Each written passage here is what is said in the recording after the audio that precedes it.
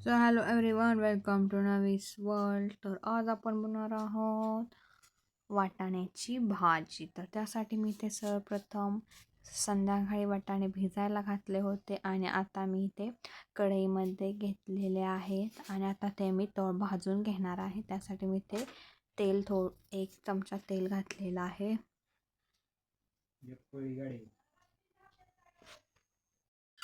आता वाटाणे नीट भाजून घ्यायचे आहेत. साधारणपणे 5 ते 7 मिनिटे इथे वाटाणे भाजून घ्या.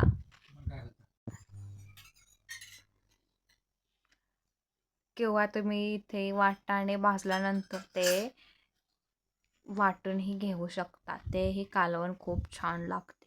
परंतु मी इथे अख्खेच वाटाण्याची भाजी बनवणार आहे. आणि तुम्ही जर आपल्या चॅनलवर नवीन असाल तर आपल्या चॅनलला लाईक, शेअर आणि सबस्क्राईब नक्की करा. आता इथे वाटाणे भाजल्यानंतर त्याच्यामध्ये चवीनुसार चटणी व मीठ टाकून घ्यायचे आहे. परंतु इथे आपण सर्वप्रथम वाटाणे भाजून घेऊयात.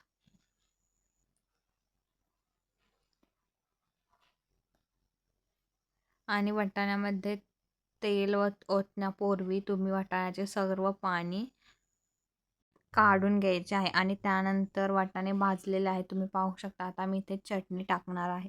तर मी इथे 2 चमचे चटणी घातलेली आहे आणि मी थोडीशीच भाजी करणार आहे, त्यामुळे मी इथे 2 चमचे चटणी घालून घेतलेले आहे. आणि आता याच्यामध्ये तुम्हाला जेवढी भाजी बनवायची आहे तेवढे तुम्ही इथे पाणी घालून घ्यायचे आहे.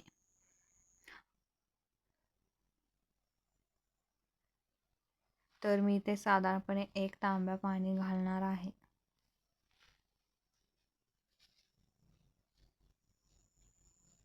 आणि त्यानंतर तुम्ही शेंगदाणे भाजून घ्यायचे आहे आणि शेंगदाण्याचा कूटही इथे टाकून घ्यायचा आहे.